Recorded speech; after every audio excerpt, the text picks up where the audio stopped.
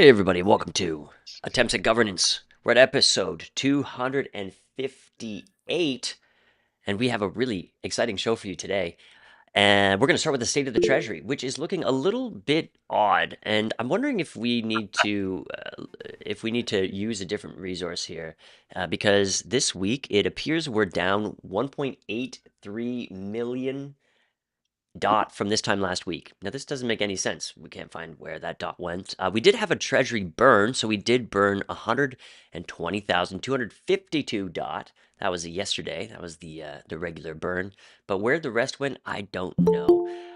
So we're gonna check that out after the show and see if we can find maybe a better place to find the state of the treasury here. But anyway, moving on to USDT, we're up 80,000 to 2.45 million USDT this week, and we're up 120,000 USDC to 6.32 million USDC. Also, a very nice 3 million myth sitting there waiting to be used for something special. That's the state of the treasury.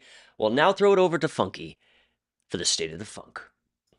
Thanks so much, Jay. The state of the funk is admittedly cool today because a bunch of different reasons. One, we got Luca here to talk Pudgy Penguins, and as a Pudgy holder, I'm very excited to see what's coming for Polkadot.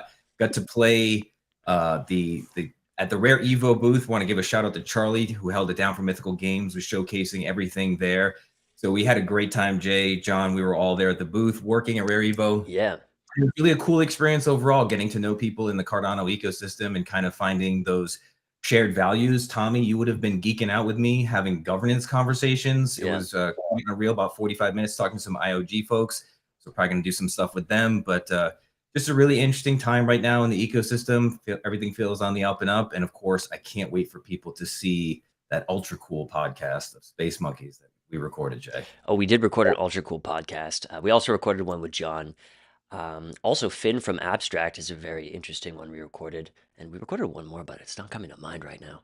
I just wanted to show on the screen real quick, Funky, in case you missed it, you were jumped on the strip here, and yeah, there you are. Oh my God, pretty wild stuff. And is he okay? Yeah, he's fine. So there you were, Funky. That was very exciting. Thanks for pulling me out on the strip there and getting to experience the craziness of Las Vegas. Thanks, Funky, for the state of the funk. We're now going to throw it over to Limo for a look at the refs gone by this week. Thank you very much. I'm looking forward to seeing Funky in the next Jackass movie after that. Yeah. So there's 6 refs gone by. The first one is Web Zero on the medium spinner track. Ref 1684. This was approved, and it is for 739,000 USDC for the Sub-Zero 2025 Polkadot flagship conference in Buenos Aires, Argentina. I hope to see a bunch of you there in November. Then we've got Warrior, Ref 1676. This was approved. This is for 50,000 USDC for the Polkadot.law academic research into Polkadot DAO governance system, including some legal analysis, etc. Looking forward to seeing that. Then we've got, I think this is the second time this was submitted and it was approved this time. This is Apollon, Ref 1670. This was, like I said, approved for 225,000 USDC for Pixel Proof V2, a decentralized storage DApp. Then we've got one, I think I saw Robert in the call. This is Ref 1667, and this was approved for 240,000 USDC and 42,000 DOT on a scheduled payment system for the Merkel Mountain Belt. So congrats to Robert and the team. Then we've got one that it's going to approve in like an hour, so I included it. This is Polkadot East on the small spinner track, Ref 1681. This is for 35.7 thousand USDT Nice. and instructs the PCF to sign a strategic cooperation agreement with the Hong Kong Office for Attracting Strategic Enterprises. Looking forward to that. And the only one that rejected this week is by SimDot, Ref 1694. And it was for 348 DOT for 8 months of OpenGov participation. And that's all the refs gone by. Very good. Thanks very much, Limo. You're very excited about the Sub-Zero flagship event now. You might want to consider buying your tickets to Buenos Aires today, because you'll find they're a lot cheaper than if you try to buy them a few months from now. But that is going to be an epic, epic time, and looking forward to gathering the very best of the ecosystem on stage for the 3-day event over there. We're going to get to the amazing Pudgy Party ref in just a few minutes, but a few more housekeeping things for OpenGov. We have the ref, the Wish for Change ref, to make some adjustments to OpenGov that we discussed on the Monday show. Had a little bit of a panic, but it all worked out okay. These parameter changes are meant to raise the bar, make it a little bit more difficult to submit refs to OpenGov, thereby hopefully reducing the noise that we have to sort through every week, the massive overhead of managing this OpenGov experiment. We're hoping to turn down that faucet a little bit. And then so we're going to do that by increasing the cost of submitting proposals, um, eh, decreasing the amount of proposals we have on each track at a single time, possibly decreasing the decision time. But the big one that was a little worrisome was the participation threshold. We were going to jack those up from 0 to much higher than most refs get today. But after some discussion, we kind of settled on something a little bit above average turnout today. So maybe that'll just pull the participation up a little bit. Maybe we can readjust it in the future and pull it up a little bit more. But yeah, that's going to clean out those situations where we don't have a lot of turnout, something squeaks by with like 55, 60% and we did have kind of a lot of waste happening there. So I think that's going to fix the situation there. Congrats to everybody who made this this possible. Berto was the one who submitted this, and that is very cool. Also, the Intro Pretty project. This is the project where it generates random tattoos, and it's going to be part of the proof of personhood thing. There was a competition for designs here, and if you go to app.entropretty.com, you can see a whole bunch of different designs here. What's going to happen is you pick your design, and then you can go in, like maybe this nice tree design here. And yeah, you're going to have a bunch of options generated for you. You pick one, and then that's going to be your brand for the most hardcore proof of people that we have. There's some pretty wild designs here. Obviously, if you want to get really crazy, you can do anything you want. But that's the Intro Pretty site here. And finally, an update on the capped and stepped inflation game. So it's been a long discussion. We want to cap the total amount of DOT that can ever be issued and also put us on a stepped inflation curve to that cap. Lots of engagement over the past month in this discussion. Here we had an off-chain vote using a snapshot of DOT, and we had 1.85 million DOT come in favor of the hard pressure model. So this is the model that puts us on the most difficult path, the most extreme cuts to inflation, and basically forces us to become profitable and to reduce expenses the fastest. Definitely admirable that people support this path here. At the end of the day, though, we're going to be pushing 2 different proposals for a wish for change. One is kind of like the hard pressure model, but it's a little bit softer. Okay, here's what we're going to do here. So the first step down is going to be a little bit more than a 50% step down in inflation, but then it kind of mellows out. So instead of doing a halving every 2 years, we're doing 13.14% of remaining supply every 2 years, calculated every 2 years. That's a little bit nerdy, but this is what the chart looks like here. We can throw that into a log scale here. And this red line shows how staking rewards are going to come down over time. So the first step down would be staking reward reduction to about 5%, which is in line with Solana today. Still a little bit higher than the rest of the industry, so we have lots and lots of room there. The other model, the much softer model that we're going to propose is 13.14% step down every 2 years. This is a much more even step, much softer. The first model's to 2.1 billion. This model's to 3.14 billion. Both end in 2060, so you know it's pretty much the same. All about market cap at the end of the day. But we're just arranging the decision deposits for these wish for changes, 40,000 DOT total. So we're just scraping those together, and we'll put those on chain, I think, pretty soon. All right, so that's the all the interesting things happening to OpenGov this week. We're going to start with the. Oh, we got to let Angie in here. Angie's coming on the show. We are going to start with a new proposal, and we want to welcome Luca to the show.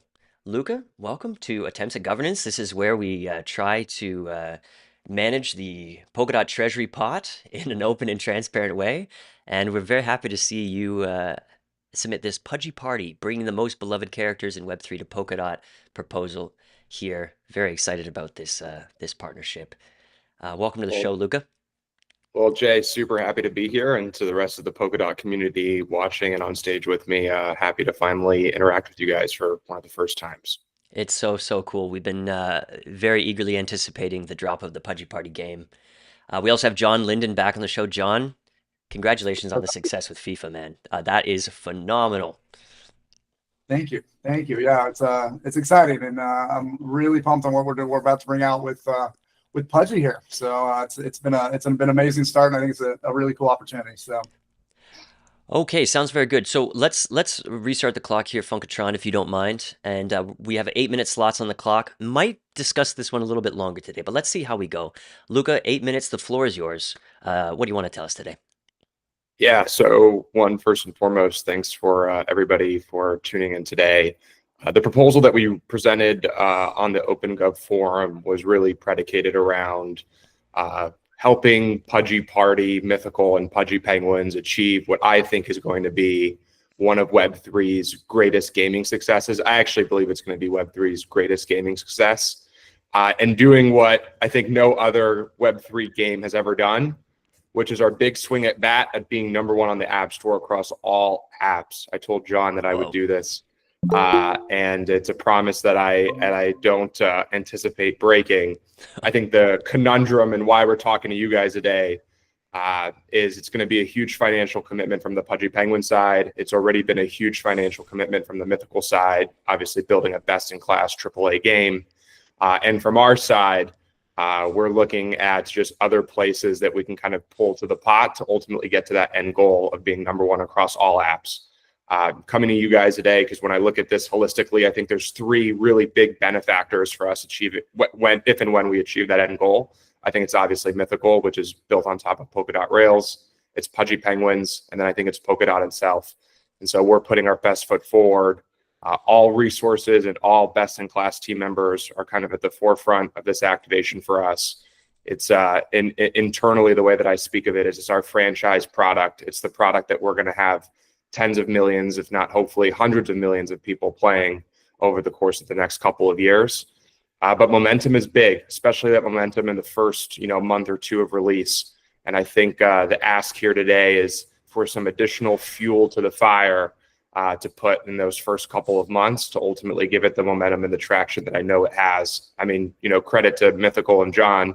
They built a best-in-class game. Everyone who's played the beta so far through select countries and cities throughout the world, they love it. It's super sticky.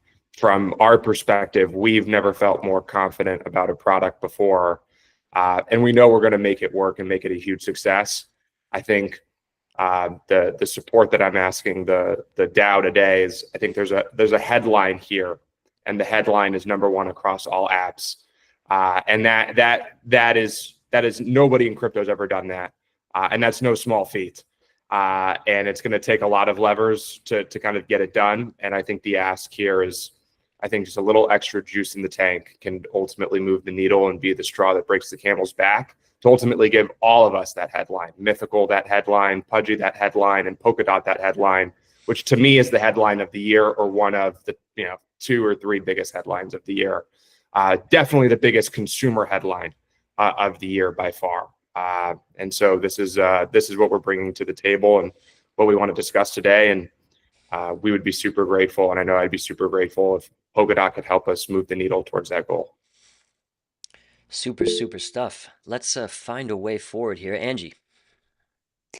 Yeah, I love your ambition, Luca. It's pretty exciting. Can you talk about the tournaments aspect? Because I saw, that's 30% of the budget. I was hoping it was going to be more, because I can envision just a lot of fun across not only Polkadot, but across all of crypto. Yeah, so this product's actually built on Polkadot Rails, which I think John can speak to, which is their whole tournament product. But the Pudgy side is going to subsidize a lot of the tournament prize pool with Pengu. Now the beauty is I have a whole proliferation fund that's service is to basically perform that function. I think in a world where we have an abundance of, I think, our native token to go and give for those prizes. In this situation, there's probably 8 or 9 different verticals in which we're going to tackle from a marketing perspective, 2 of which you can kind of subsidize with native tokens, which I think we have covered. The other 6, cash is king. And I think that is the request, right? We also specifically didn't request DOT for, I think, that reason. This is, there's 8 prongs to this marketing takeover, 2 of which I think we have covered through native tokens, one of those being tournaments and Pengu having a whole proliferation fund to subsidize this. But the other 6, I think, are really predicated on Instagram and Google and influencer marketing and streamer marketing. And just so you guys know, that, Pudgy has gotten to where it is because of its ability to market. So I want, my promise to you guys is, we will commingle Polkadot branding and logos in all of these assets that we're pushing. And I've been saying this for a long time, and I'll tell you guys this: there is no better marketing team in crypto than us. So I will get you guys eyeballs and impressions and exposure, and hopefully the big giant headline that I think if you just, no matter how many ways you skin this cat, it's going to be a huge win for everybody involved. But that just to answer your question directly, Angela, in this respect, there's an element of cash that is pretty significant in terms of hitting all the prongs on our marketing playbook. Can I add a kind of couple quick things here? I'm watching the time here, but like I said, this is obviously a proposal submitted by Luca. They're obviously an amazing partner with us. A couple things real quick though. One, I just want to point out this proposal doesn't go to Pudgy. This proposal does not go to Mythical in any way, right? Like, this is into the community, into the opportunity for growing this player base. Second point, there have been examples of games in the past, right? There's a game originally called Fall Guys, right? That kind of took the world by storm. Tens of millions of players. There's another game that came out called Stumble Guys that came out later that kind of took the idea of what Fall Guys did and brought it in a big way. And where that really took off was influencers and tournaments. Those were the 2 things. In fact, influencers driving tournaments, right? Which we have covered with this product. And Luca kind of mentioned to it, and I'll go into another topic another time. But we have this whole new system called Pulse that we're going to be rolling out, and Pudgy is going to be a big part of this. So players can come in, they can actually really engage heavily. And we've seen that go. We've seen Stumble Guys go from 10, 15 million players. I think they're sitting on 450 million players around the world. So that's the opportunity, and Polkadot can be behind all this. We have also seen some really fun little Polkadot characters that we definitely want to bring out anyway. So that we'll be bringing that out with this as well. The final thing I want to bring up is that the Pudgy community is one of the strongest communities I've ever seen, especially from the community side. I mean, they are passionate. They're beyond passionate. It's amazing. And I think this is a really interesting opportunity to bring them in fully into the Polkadot ecosystem. And I think I can't emphasize that enough for the ecosystem. Games coming out. We've been working with you guys. We're a big part of the ecosystem. But the idea of bringing these 2 communities together is something that's never really been seen, I think, to this level. So I'm excited by this. I'm hoping Polkadot gets behind this because it's a big opportunity to really put the headlines out there. And I think it's bigger than almost anything that's happened so far. And I'm excited to see what happens. So turn back over to you. I just want to get a couple points out there. And I appreciate that, John. And I know we're on time. I just want to just add on to that just for 1 second there, in the sense that John kind of pointed out really eloquently. It's really important to note that this is simply to add fuel to the fire. Again, this is not going to Pudgy. This is not going to Mythical. We're already committed here. I think between the 2 organizations are in this, project, $11-12 million.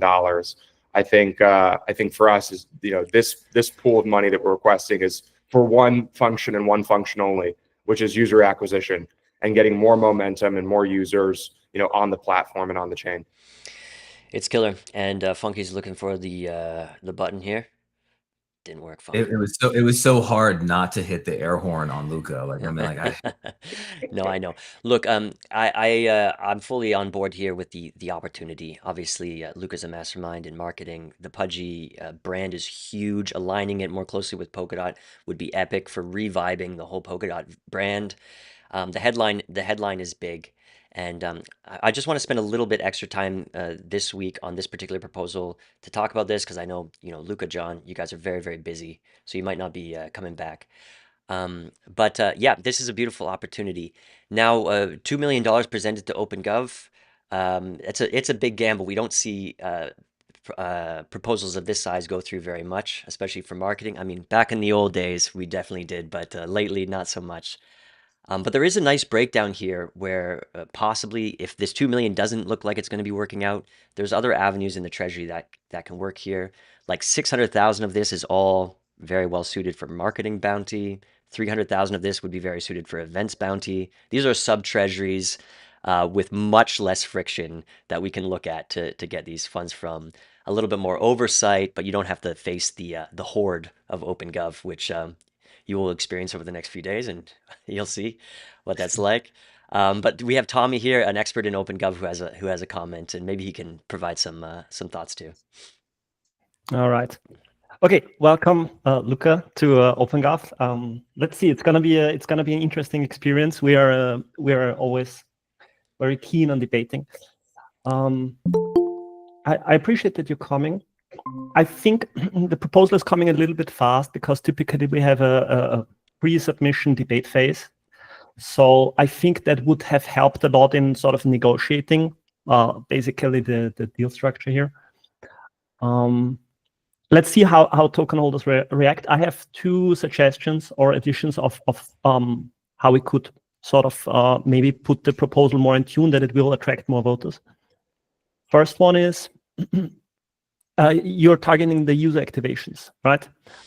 So a very specific idea here would be we are about to launch a Polkadot Pay app, which might be a really nice thing to put into those user activations.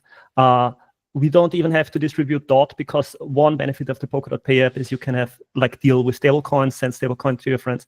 So I think this would be a really good addition to the proposal, would make it much more interesting. Number two would be Polkadot is good at building tech. In the past, we have not been so good at building networks. You are excellent at building networks, right? And so I think when it comes to building a partnership, what we have been becoming really keen on in Polkadot is sort of building relationships where there's this mutual benefit. So I think like offering any kind of exposure to your networks or sort of kind of BD partnerships that make sense, something in that manner would be, I think, also something that would add a lot of value to the proposal. So these are my two suggestions. Let's see how it's going. And I think, as Jay mentioned, if that proposal is not like turning out in this way, how you're intending it to be, there is going to be venues how it can be structured. Yeah. Thank you. Thank you for that feedback, Tommy. I appreciate it. Nice. Funkatron, did you have a final comment? Yeah, I just wanted to say something on, kind of that's off to the side there. You can see one of my little Pudgy toys hanging on the wall shelf. But I just wanted to say, Luca already said this. Nobody does it better than Pudgy. For real. Period. End of story. Right? Like when you look at the proliferation of the GIFs alone, right? They have billions with the B. Billions with the B in terms of like how many views these things have gotten. And I think they are the heartbeat of crypto, especially consumer-facing crypto in a very real sense. I feel as if there was so many tremendous opportunities for conversations just because I was standing at the booth during Rare Evo playing Pudgy Party and showing it to people. And one of the things that I think would be great if Luca emphasizes or the Pudgy team kind of emphasizes that this is only possible on Polkadot. One of the reasons that John and the Mythical crew had to leave Ethereum mainnet, they can't achieve this throughput. It's fine to have the Pudgies and low Pudgies live on ETH mainnet. They're static JPEGs, right? Like they're not something. And I played the game, and I'll tell you, I was like insanely hooked. It drops on my 50th birthday. I can't wait to have the excuse of I'm just going to play Pudgy Party for like 3 hours in a row because it's my birthday and I have all the time in the world today. And so I just feel like this is a tremendous opportunity for us. Yes, I understand that for most people, the price tag is going to give us sticker shock, if you will.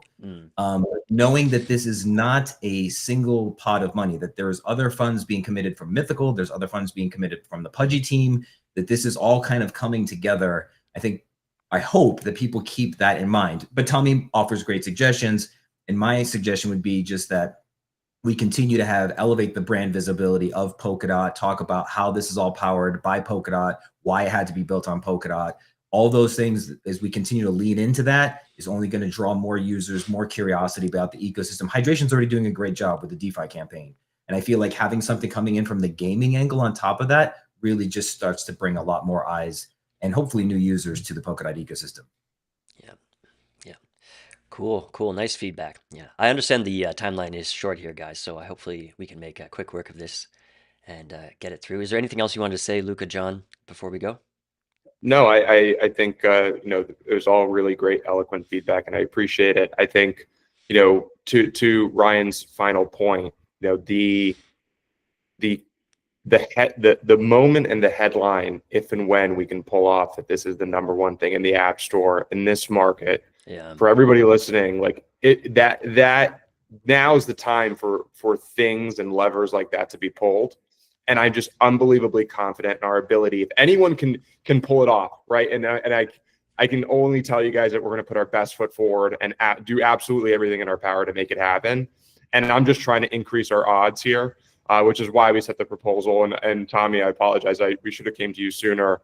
But I'm just kind of looking at the landscape, and I'm looking at what's in front of us. And we have a huge, huge opportunity to do something historic, right? And I don't think there's many times that historic opportunities come across this governance panel today. And so, my ask to you guys is I think we can do it. And I think that there's any group that can do it, it's us. And it's gonna take a unified effort. And if this thing doesn't get approved, it's okay. My ask is everybody support us on the timeline and rally the troops and get a friend and a family member. And it is what it is. Ultimately, we're going to do whatever we can regardless to make this a huge success. John and I are already committed with both feet in. I think the real proposition here is how can we, add the percentage points in our favor to give us the probability of that headline. And a headline like that, I think, goes huge, huge ways in markets like the market is today. So, thank you guys for the time. Thank you guys for listening, and thank you guys for the feedback. And I plan on being on here again. So this is not the only time you'll hear from me. I know John's super, super busy making sure this thing actually gets shipped out. But I'll definitely be here next week if you guys would have me just to talk about it and kind of get an update.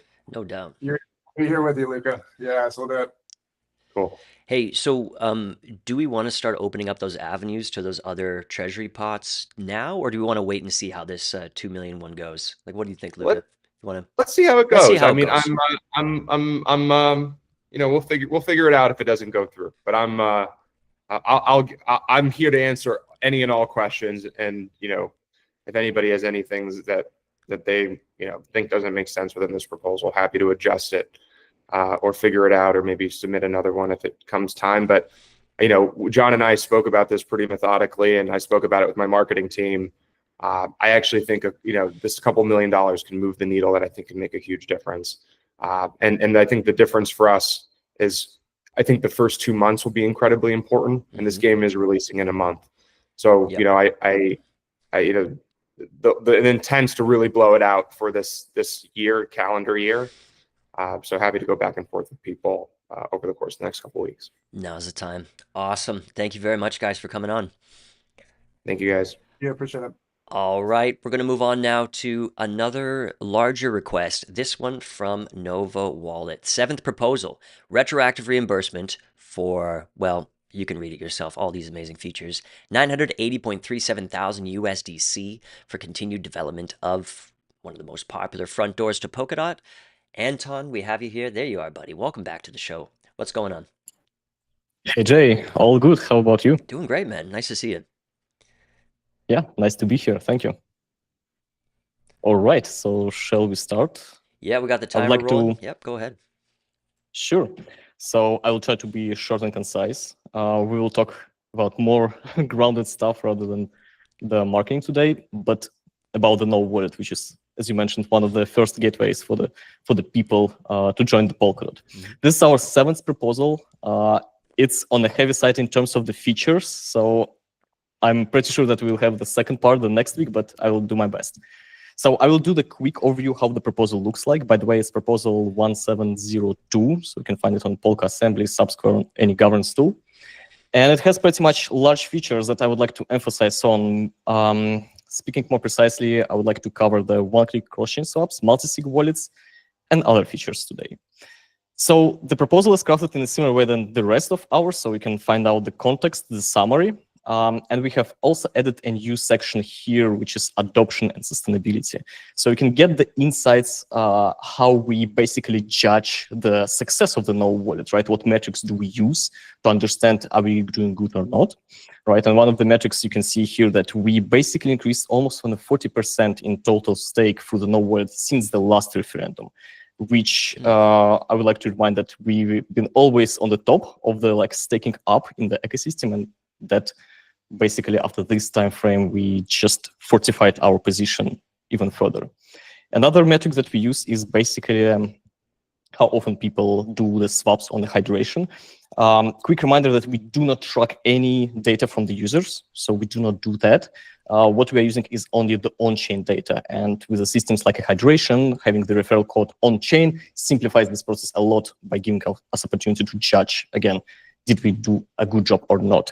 And you can see that basically when you analyze the all data on the hydration, you can see that basically the Know wallet volume is higher than the next position, which is like a next ecosystem wallet by 132%. So there's much more transactions happening through the Know wallet itself.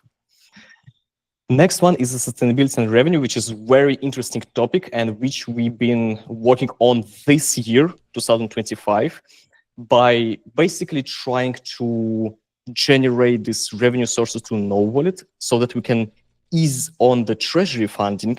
And at the same time, we would like to remain this balanced approach of ours in which we do not charge the money directly from the users. So this is a very challenging task to solve. And we basically described how we do this right now by running the validators, by basically joining programs like Hydrations ones, so you can find the more details here.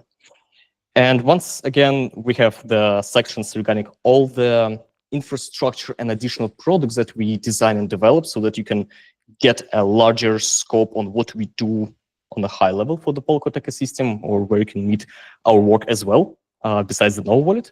And of course, the next section is basically the features delivered, or what exactly this proposal is about, right? And we have a lot of stuff going on here, but hopefully I will make it on time. We will start with the cross-chain swaps, which was mentioned in the previous proposal, but the previous proposal was coming on the base implementation, which are the swaps on the hydration. And this proposal is coming much more broader scope, so to speak, which is one-click cross-chain swaps. We have published a lot of materials on it, but basically how it looks is you can select any token in Know wallet to swap from and to swap to. And then Nova analyzing all existing XCM roads between all these parachains in order to construct the best road for your swap, right? And then you can just hit the single button, and that will execute this complex swap that can be contained from the 5 simple operations, right? Such as like performing the cross-chain transfer, then performing the swap and save, and then performing the cross-chain transfer to get your token on another network. So all of this is covered in the proposal that we just published, right? And the beauty is that we use all the native tooling, right? We do not use any third-party service to like abstract or simplify it. Everything is done using the native solutions on the Polkadot, right? And we would like to expand it beyond that by basically, you can see on the roadmap that we have 3 more items for the one-click swaps. Basically, to add more breaches, we will start with the Kusama and Ethereum breach, and then we will make these swaps atomic, which basically means that we will integrate XMV5, and we will achieve this super nice experience in which you press one button and the whole swap executes without like any steps inside. Because solution right now is basically step 1, right? We still can fail in the middle, and then user needs to kind of like understand when the fail was to resume the transaction, and atomic swap will allow us to basically sign, send, and forget, right? So this is about the swap feature and how we see it evolving and what is covered in this proposal. And the next one is the multi-sig wallet support.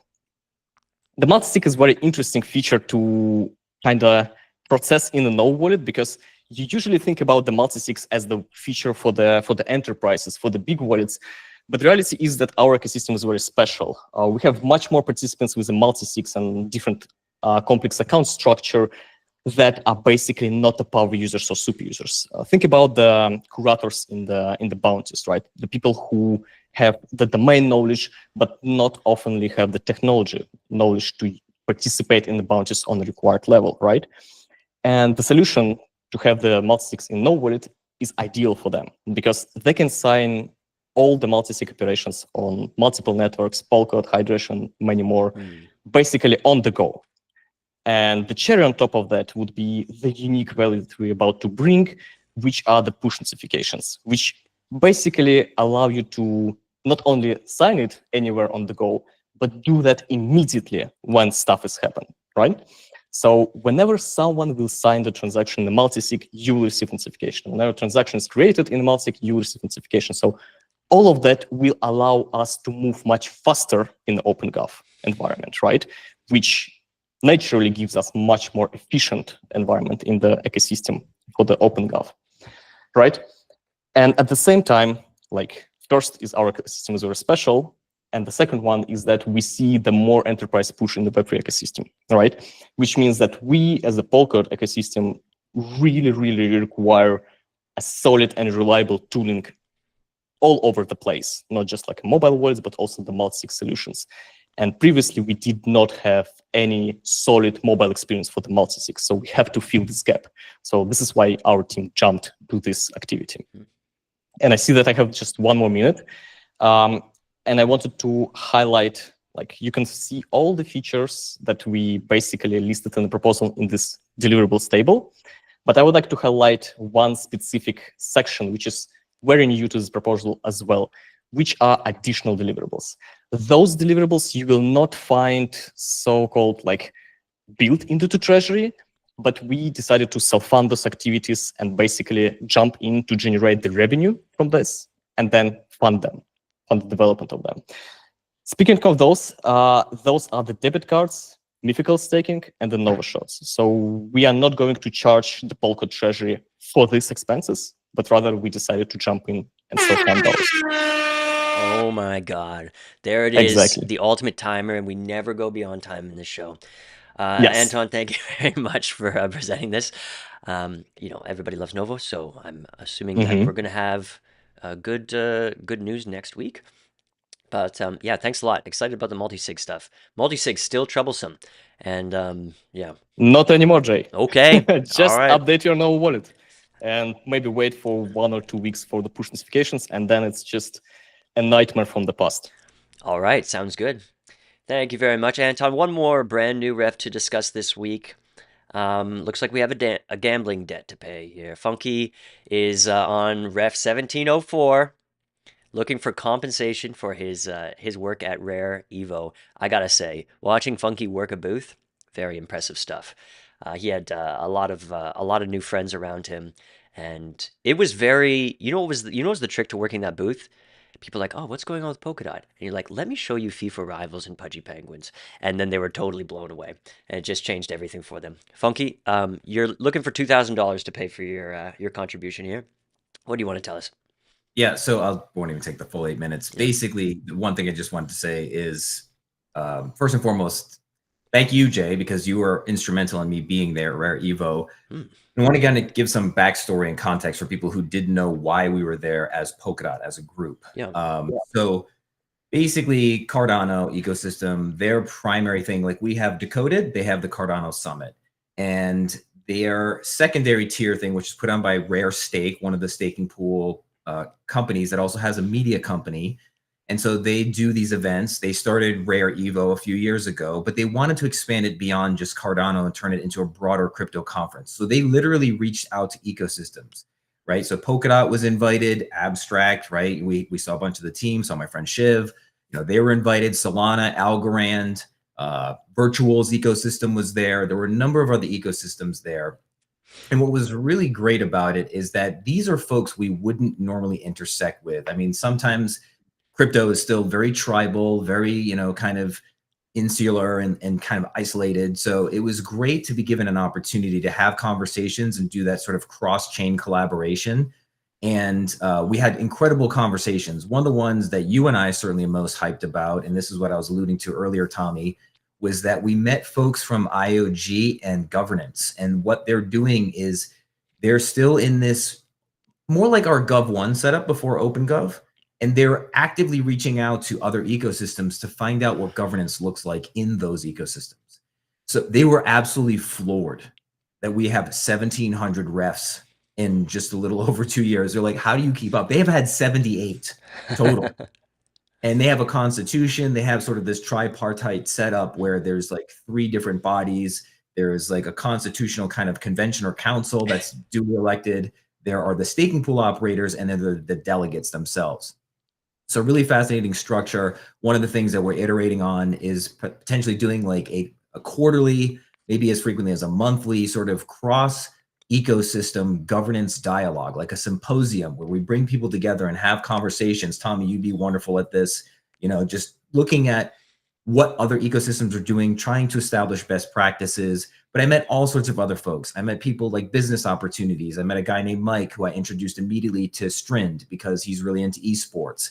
I met another guy who's building oracles and was wondering like how that could be useful to the Polkadot ecosystem.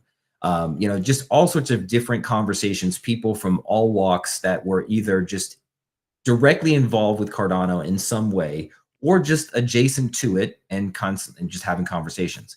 The reason I put in for compensation, I didn't even consider it a tip, if you will. Now, yes, this was not something that was organized by the event bounty. I've already had .dios come at me in the comments, and I wrote a long response, and Poke Assembly glitched out and erased my 5-paragraph response. Poke Assembly. Yeah. So anyhow, but what I want people to know is that when you send somebody like me or you or anybody else whose time is valuable, right? Like my father just passed away. Time is the most important resource that you have in life. I love helping Polkadot. I've been in the ecosystem for 5 years, and I feel it's only right to compensate people who are going to show up for the ecosystem time and again for their time. And so I'm not asking for the world. Basically, what I was asking for is to help cover the expense of meals as well as my time spent at the booth. You know, the airfare was covered by the Rare Evo folks. The lodging was covered by the Rare Evo folks. And this is something that if I'm going to take time away from my 2 jobs, because I have my primary role as, you know, global stake, as head of protocol partnerships, and then of course my side work with the Ardent education stuff, it takes a lot of time, right? But I love helping Polkadot, and it's always especially helpful to be around good people like you, Jay. John, also, I don't know if you saw on the call, huge shout out to John. He was phenomenal as well. And then because John, not John Linden, but John from Magenta, but John Linden, because you are here, I want to give you a huge shout out for hiring Charlie. And somehow he's related to Angie. Charlie, Yeah, Charlie crushed it. Not only crushed it, but is one of the most talented 23-year-olds I've ever met in my life. I was being the old man dispensing unsolicited wisdom to him many times, where I was like, bro, at 23, you've got so much figured out. Like I was lost till I was 30, right? Like he has such a great head on his shoulder, and he was doing a phenomenal job showcasing NFL rivals, FIFA rivals, and of course Pudgy Party. And what I liked, to go back to the Pudgy Party, it's like, I'm not a gamer. Anybody can pick this thing up and just play it. It's so easy and so easy to figure out stuff like that. Anyhow, I'm getting away from the tip thing. Okay. But basically, I'll leave it at that, Jay. If people have questions, happy to answer them. But I was just basically asking to be compensated for my time. I always enjoy helping Polkadot, but I don't think that that's a huge ask. For the record, we are not related. No, but he said He worked for Signum. He worked for Signum Growth before. cool. Yes, Yeah. but we're not related. Related like as family. Oh, but I thought you meant related as family. No. Yeah. I meant, you mentioned either working for you or somehow, but you incubated some incredible young talent. Bottom line. Thank you. Yeah, great. Totally reasonable request, Funky. And also this, I feel like this will be covered in Bill LeBoon's new agents program once it's up and running. That's specifically to fill the cracks for things like this, people who are going out there representing Polkadot and spending their time. But for now, a reasonable request. Cardano people, yeah, they were actually cooler than I've never interacted with them like at this level before. They're actually really cool. The holding culture, the ADA holding culture is insane. Honestly, these are total diehards. They've all been holding ADA for 5 years plus, and it doesn't matter what information they have before them, they're going to keep holding, and it's actually really cool. Something to learn from for sure. Thank you very much, Funkatron. Oh, okay. So now we're gonna move on to a quick. We have the Nouns DAO guys back, right, John?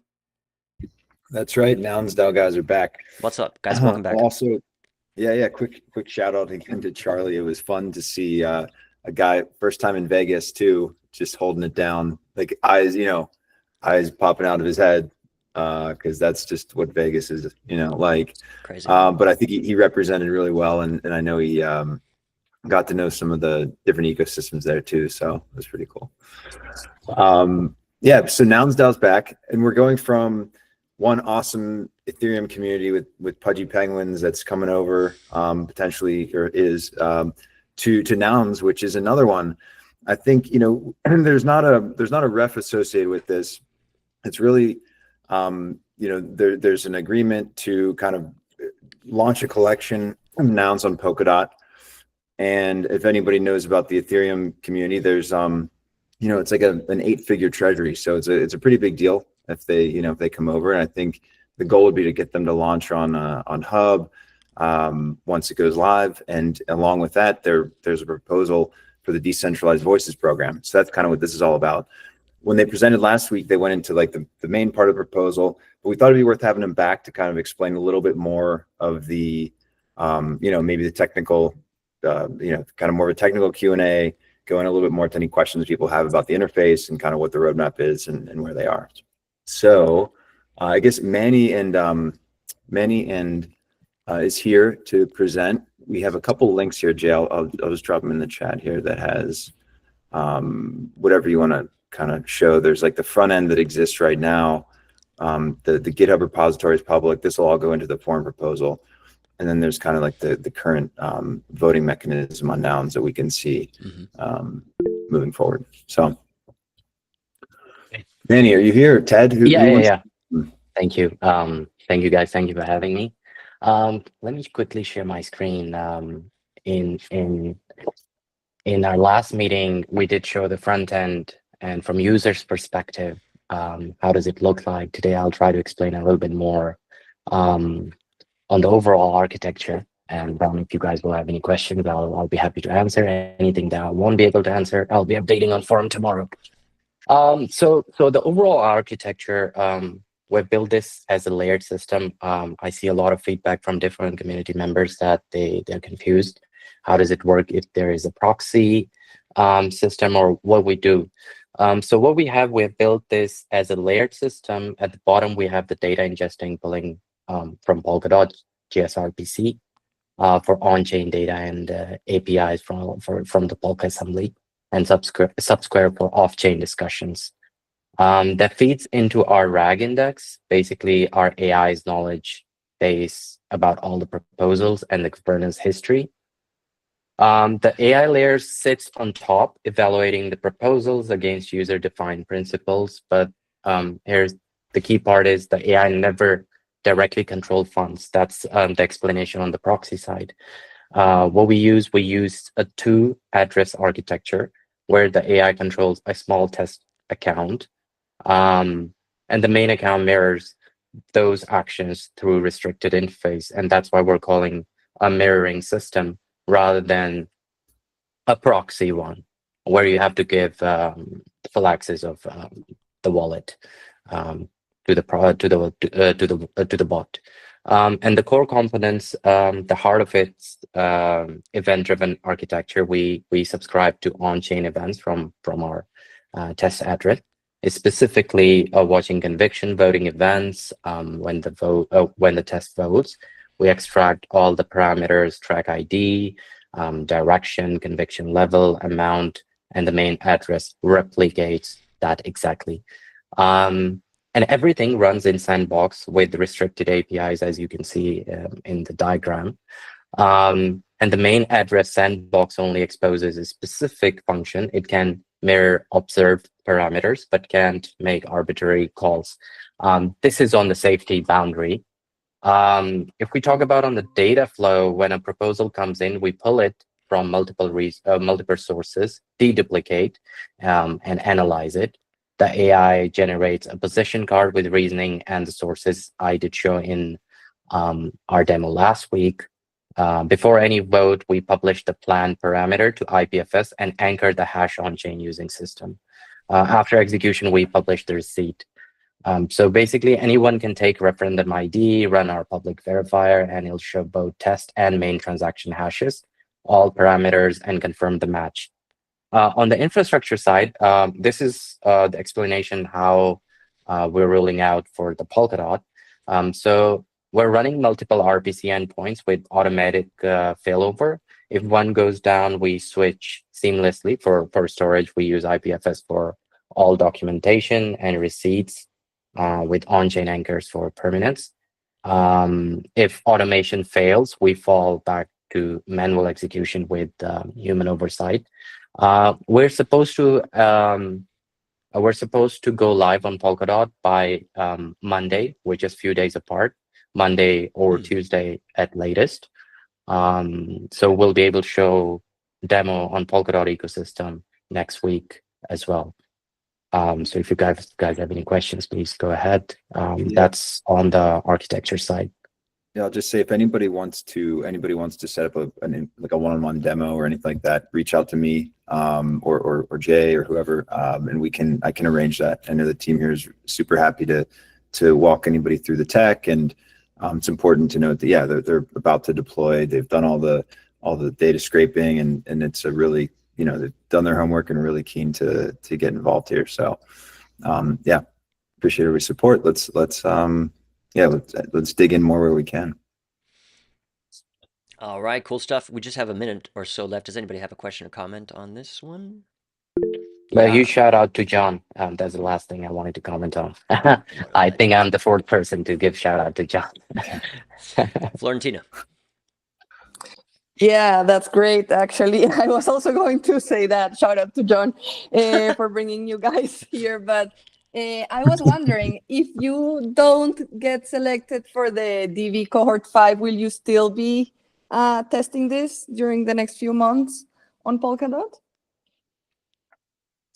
Good question, but I think there's something that we already started building, regardless of the cohort. But of course, would love to be the cohort. We're going live on Monday/Tuesday on Polkadot. So regardless, I think we're committed to Polkadot ecosystem, and if we get DV, I think one of the commitment that we have, we're going to be bringing Nouns collection on Polkadot. Yeah. Cool. We have a very vibrant community. You guys should check out Nouns community. No doubt. Okay, man. Nouns, James, you mentioned one last week. Any Nouns holders in the audience today? Might be a few. Oh, really? Nice. Yeah. Cool. Me. I'm one. Nice. That's cool. Shout out to Luca. All right. Well, nice to see you guys. This whole DV5 thing, I saw a post from Bill. It looks like the competition is stiff.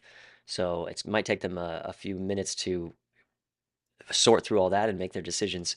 But hopefully we'll have something more to talk about next week. Angie, what do you want to say? Yeah, I just want to ask a quick question on the community, because you do have such a strong community. How, I know we're out of time, Fungi, sorry. I was just going to ask if there are any low-hanging fruit. I'm bringing that to Polkadot.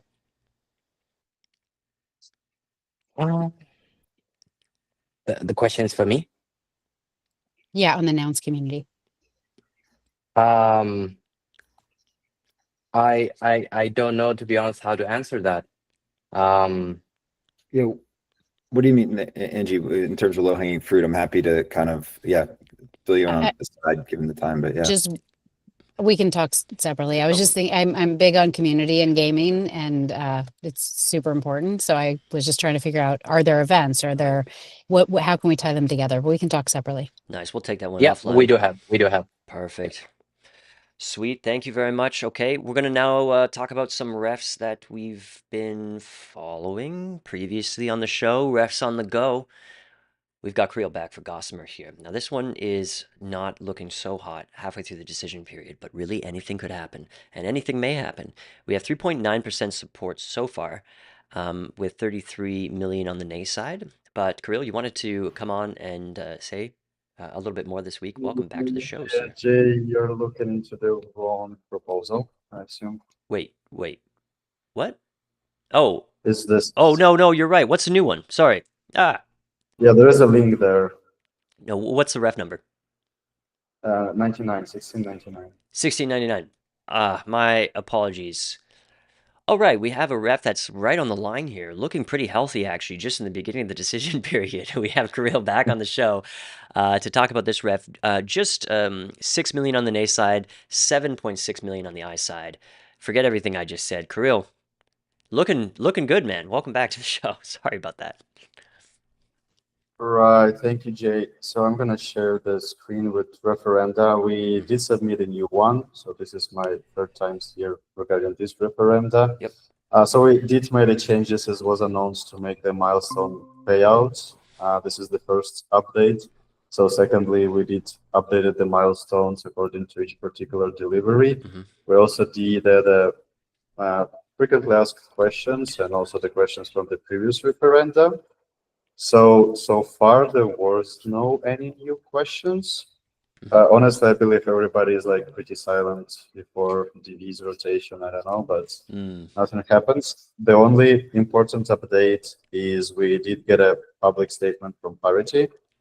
So the Pierre, which is the VP of Engineering or CTO of Parity, together with Robert K, who is the director of the node development. This is basically their public statement regarding the validity of the referenda, if I can say so, because we do state multiple times that this is the agreement with Parity and everything is done accordingly. The statement of work is done together with them, but there is no real proof. They do gonna probably intervene a little bit more if there will be more questions. No questions so far.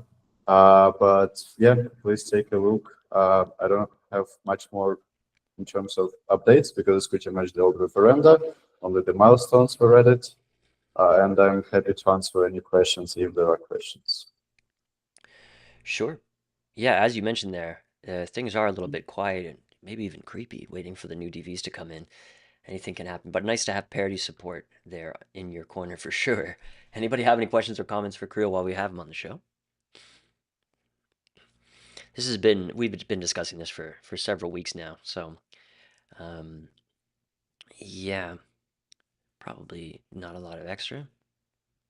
Going once. That's fine. Yeah, all good, looking good. Sorry about my my fumble there at the beginning. My bad. No worries, man. No worries. Okay, now I have to make sure. Now I might be wrong. Camille, what ref is yours? What number? 1689. Yeah, okay. All right. I had this So one. you're not wrong, probably. Okay. We did not submit any new one. Okay. So we're still working on the same one. This is 288,000 USDC upfront. Just halfway through the decision period, and yeah, this one's struggling right now. 26.6 million against. But yes, anything can happen. Of course, Pierre also giving you support on this one here. Pierre from Parity. Yep. Very similar comment to the one on the other one. So, Camille, time is yours. 8 minutes on the clock. What did you want to tell us today? Yep. So there was some comments regarding importance of some features. So I would like maybe just to quickly go through and emphasize on maybe with some slides on importance of some stuff that we're actually developing already. So do you see my screen? Yeah, we do. We see everything. Yeah, great. There you go. Yeah, great. So we have a bunch of features that we're actually developing. So I will spend maybe a minute per each feature. So first is an optimal archive storage. So basically the issue that we have today is that with async backing and elastic scaling, so there will be more and more transactions throughput. So basically the storage state will be increased, and that actually makes life hard for many parties that actually rely on archive storage, for example, for wallet developers. And we're actually going to implement a new schema for storing storage in a more compact and efficient way. So basically, we'll be getting rid of Merkle Patricia tree, which we currently have. We need, and the reason I'm mentioning this is that whenever now, for example, we have Nova Wallet introducing some new features, so they actually need to query archive storage, and when they do this, they actually go through the Merkle tree, and that actually takes a lot of time. Instead, we just come up with a scheme where we just request state directly. Not only this decreases the state size, well, the storage size, but also decreases the response time. So all this indexing stuff will be much faster. Yeah, another thing is that it's actually a fix plus improvement is state sync.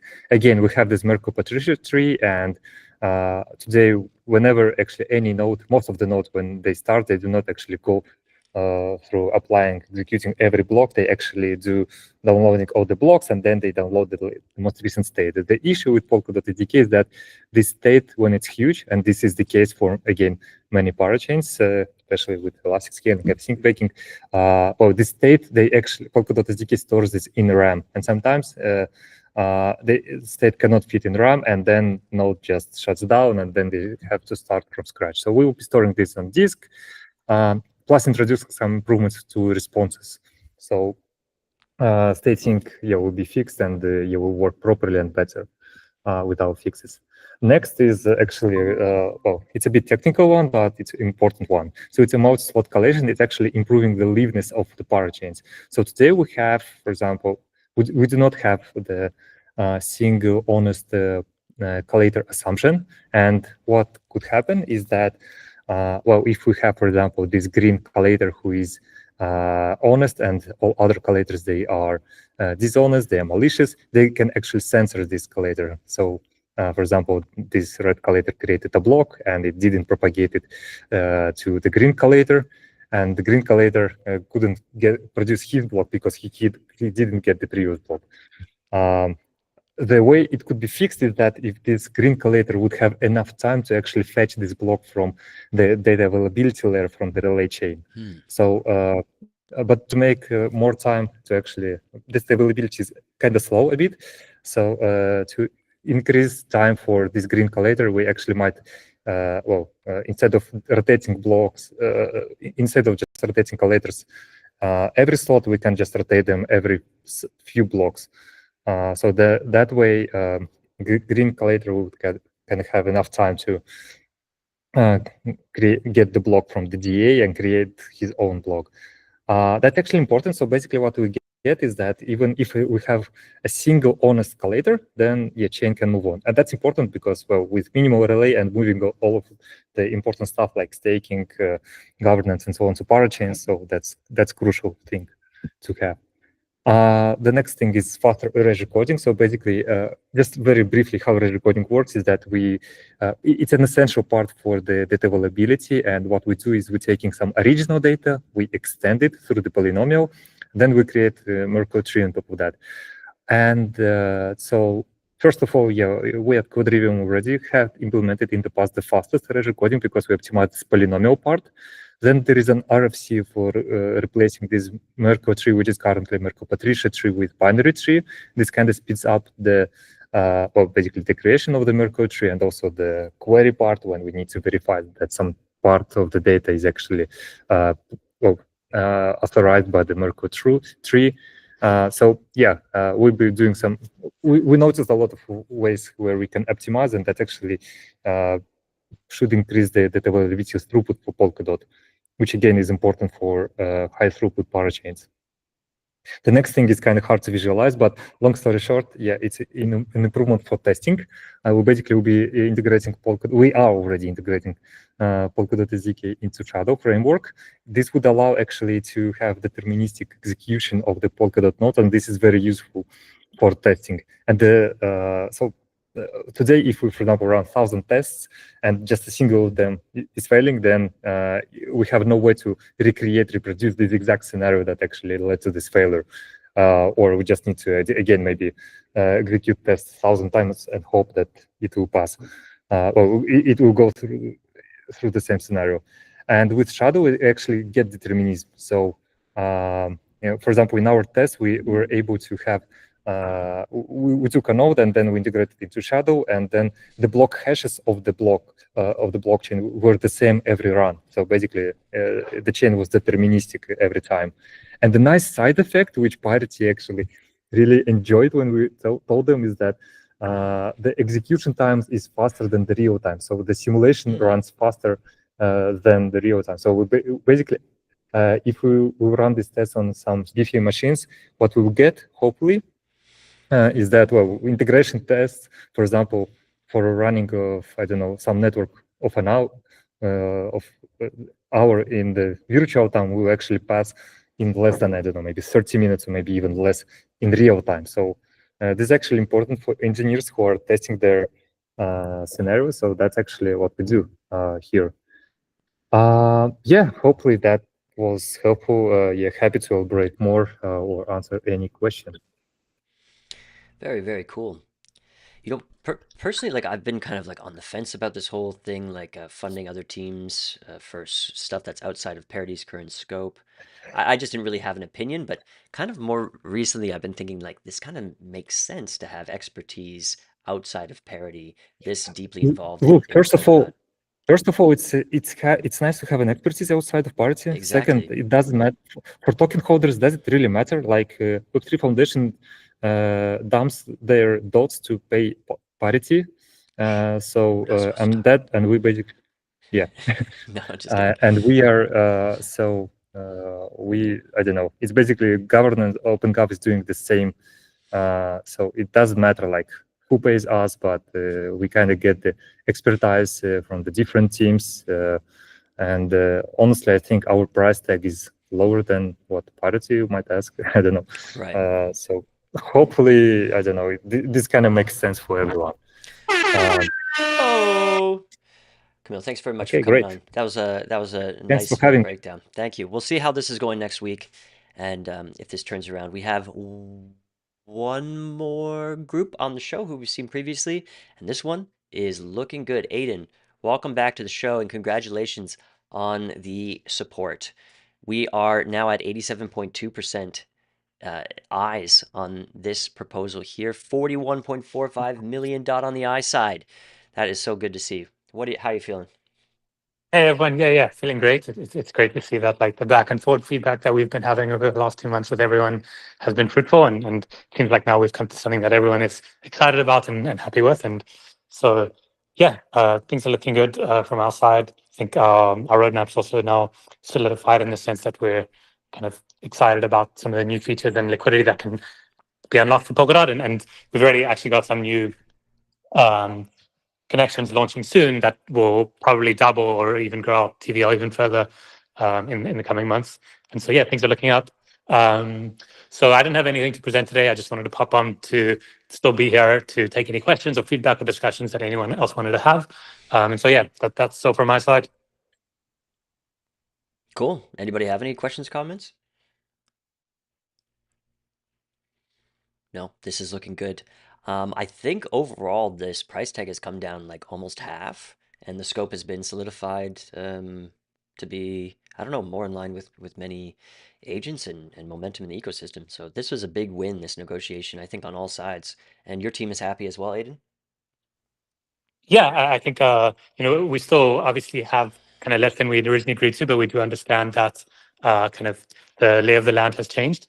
Of course, we're hopeful that we can, continue to bring that value to the Polkadot ecosystem and to see Snowbridge, continue to rush TVL into Polkadot, and but we understand that like costs need to go down, and that like if things change in the future, where we can show much more clearly like value for the Polkadot ecosystem that we've brought into Polkadot.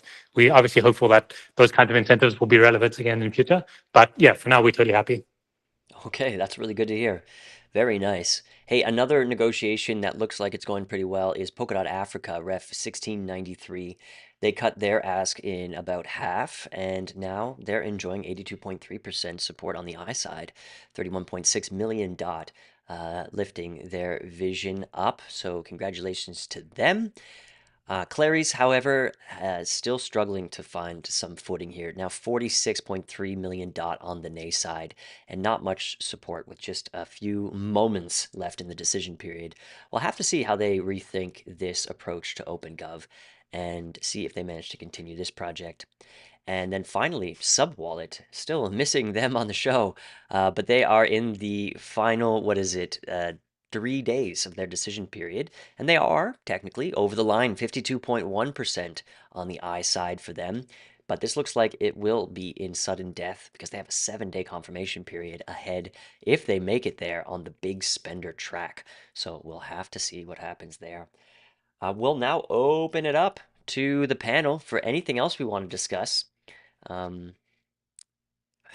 little distracted because one of my cats, what he's doing right now is he's making an art piece on our shower curtain. So he's using his teeth actually to puncture various complex patterns into the shower curtain. I think he's almost cut it clean off. We think it's kind of like a diet crunch. You know, it's got the crunch of kibble, none of the calories. We don't really know what he's doing here. But that is annoying me in the background right now. So if anybody wants to take it away, I'll go and relieve him from his his work. What do we think? Anything interesting happening? Anything we want to discuss? Well, there's plenty interesting happening, of course. Test your cat for microplastics. Oh, he's full of them. He's full of them. Makes him more buoyant. Yeah, Tommy. Not an OpenGov topic, but Gavin Wood is CEO of Treasury Technology. Back in the driver's seat. And Ed Hess also went back in the driver's seat as well, just the day before.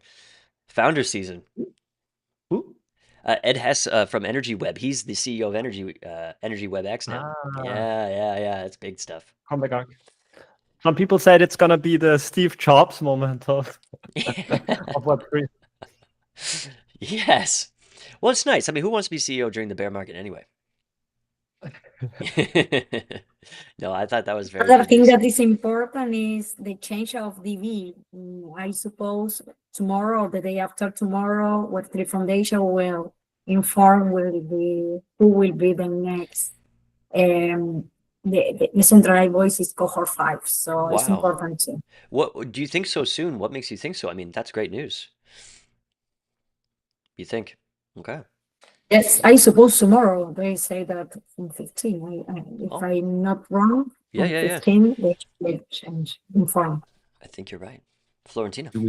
Oh, sorry. No, yeah, I was gonna say that it was just written on the Medium article when they announced the cohort, but yeah, I did hear that it was taking a little bit to make the decision, so we'll see.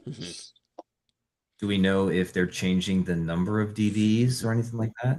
Oh, okay. I was like totally out of the loop on this stuff. Yeah, so there's up to 10 spots for DAO DVs. With smaller. And there's a new track called DV Lite with up to, if I'm not wrong, 8, between 3 and 8 that they would select. So they're in the process of making decisions, I guess. And the group DVs have, I think, 2 million voting power instead of 6. Yeah, instead of 6. And then Light get like what, 200,000?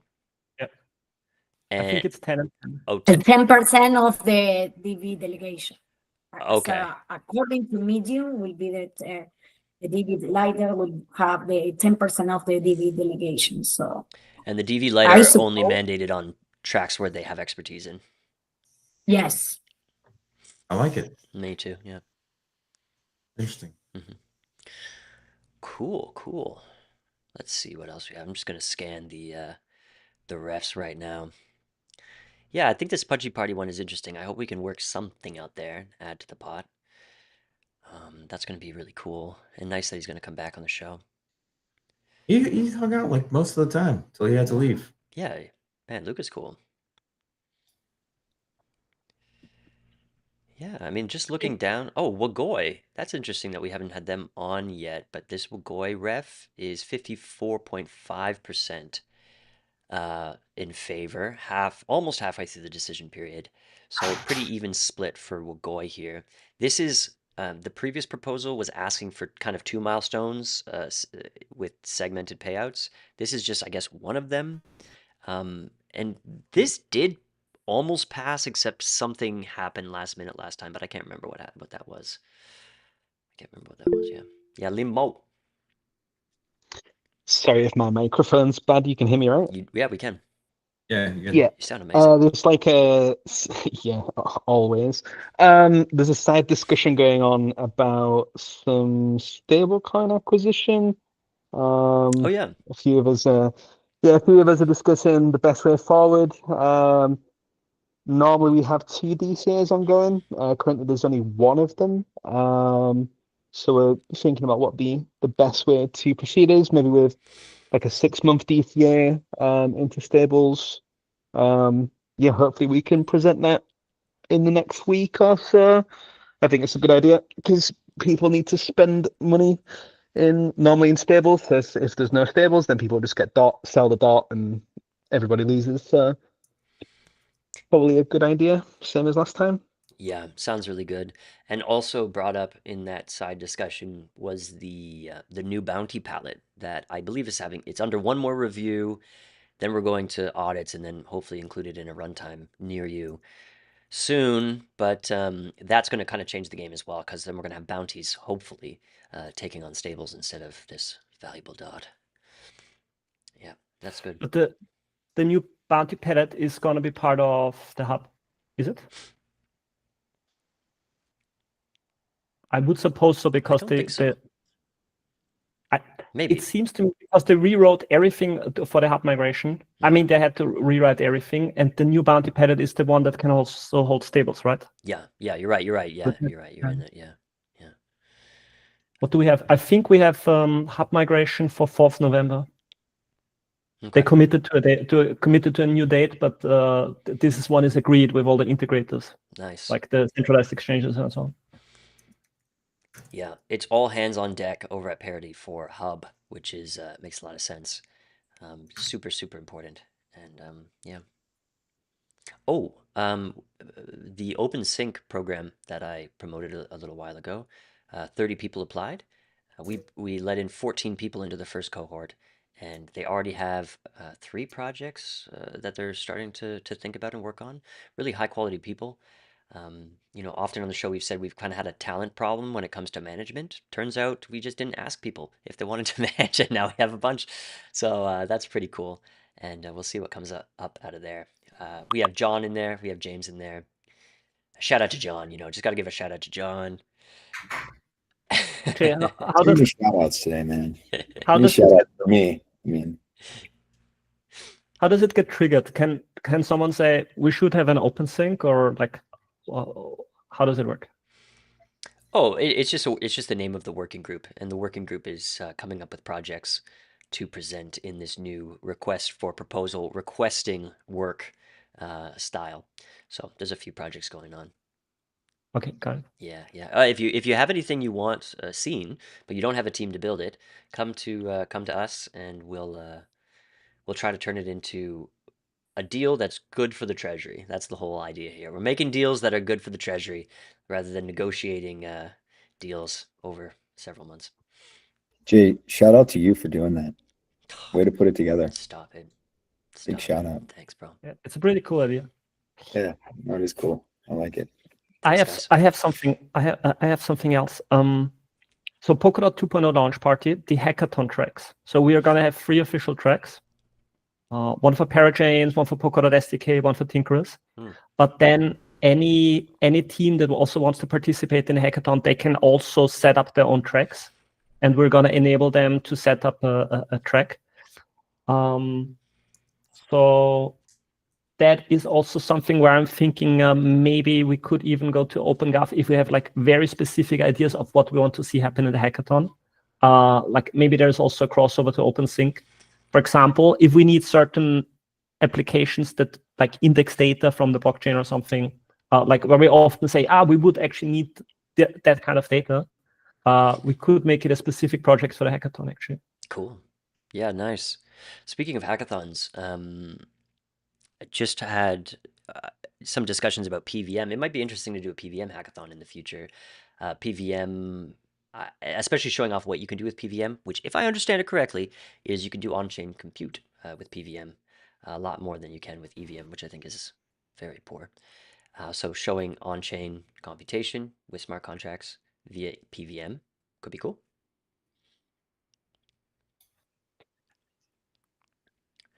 there is some rumor that once Polkadot Hub launches, there is gonna a little bit of a campaign. So maybe we could tune it in. They want to finish it in mid-December, which is an ambitious, or it's an honorable goal to say we want to finish it before the year is over. Finish the hub. Yeah, like the rollout is mid-December for the smart contracts, for the EVM smart contracts. Yeah, but it's from the timing wise, it's a little bit odd because it's going to be rolled out and then people are going to disappear into the holidays. So, but I think January, February is going to be the season where we can put up some kind of like rollout campaigning. Yeah. Okay, so you're calling mid-December. I heard end of November. I mean, I guess they're close enough, but the blog post said mid-December, before the holidays. Cool. Funky got a text. Yeah, sorry. I had the do not disturb only on for the first hour. Yeah. Like right as I started the clock the first time, like a text came through. Damn it. God damn it. All good. Okay, hey, anything else we want to talk about before we skedaddle? No? Cool. Yeah, That's good. Good show. Drop one in here. Perfect time. Yeah, there we go. All right, enjoy lunch, everybody, or dinner, wherever you are. Thanks for coming to the show. We'll see you next week for AAG episode 260, but not before an epic Space Monkeys episode with Funky. What did we discuss?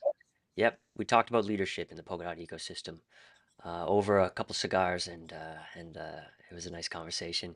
Funky, we look cool as fuck. I told him to cut out all the parts where we don't look cool. It's gonna be neat. Oh, man.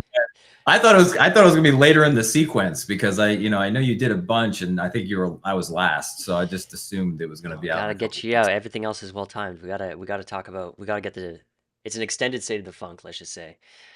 And we look wasted, but we're actually sober. We just did a 3-day conference. That's pretty much what it looks like. Yeah, and my back. Like I was And just your like, back, yes. These excuses, guys, come on. No, it's a good episode. We're putting it together right now. So do Okay, check cool. that out on Sunday. And have a great weekend, everybody. All right. See you guys. Bye-bye.